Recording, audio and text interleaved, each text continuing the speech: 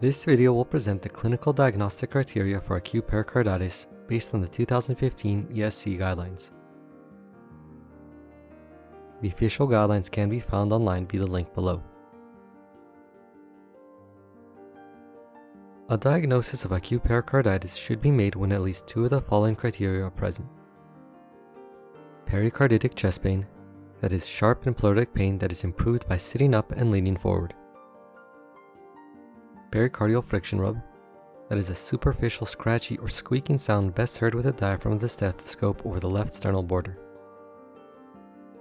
Characteristic ECG changes, including new widespread ST elevation or PR depression in the acute phase, and a new or worsening pericardial effusion.